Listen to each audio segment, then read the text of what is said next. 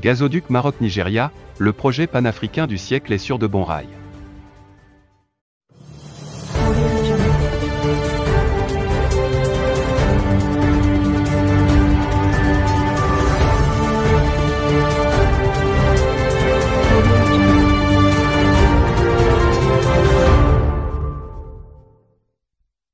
Le projet panafricain du siècle, Nigeria-Morocco Gas Pipeline, parrainé par Sa Majesté le roi Mohammed VI et le président Muhammadu Buhari, est sur de bons rails.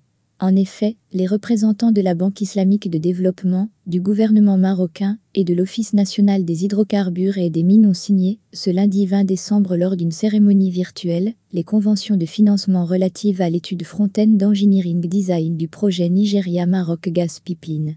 L'étude front-end d'engineering design est une étape importante pour un projet stratégique. Le projet Nigeria-Morocco Gas Pipeline, parrainé par Sa Majesté le roi Mohammed VI et le président Muhammadu Buhari.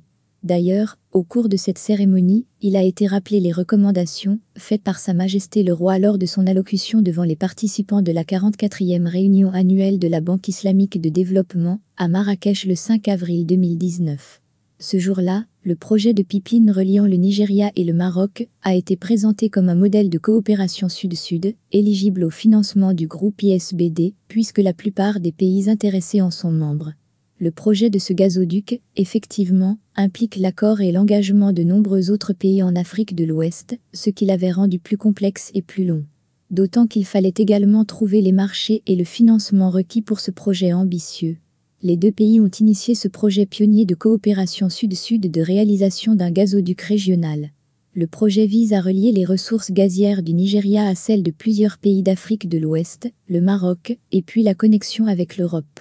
Ce pipeline, d'une longueur de 5000 km environ, longera toute la côte ouest africaine et va introduire un changement profond dans l'économie des pays qu'il va relier, en favorisant ainsi l'intégration économique régionale.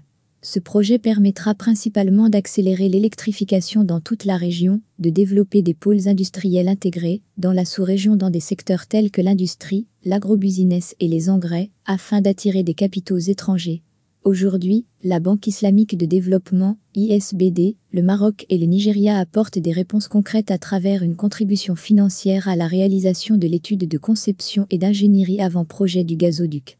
Cette étape vise à préparer les études requises pour le gazoduc et à aider à prendre la décision finale d'investissement, FID, d'ici 2023 pour le projet d'infrastructure. Il sera, conformément à l'accord entre les gouvernements marocains et nigérians, partagé à parts égales.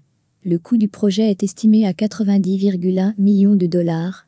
La Banque islamique de développement soutiendra la contribution marocaine.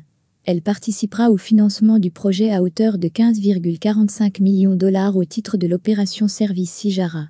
Pour la contribution nigériane, la Banque islamique de développement vient d'approuver un financement d'un montant de 29,75 millions de dollars, qui portera la contribution de la banque à 50% du coût total de l'étude front-end d'engineering design. Les objectifs spécifiques de la composante financée par l'ISBD du projet sont la réalisation de l'évaluation de l'impact environnemental et social. Ceci, afin d'assurer la conformité du projet à toutes les réglementations et normes environnementales et sociales locales et internationales.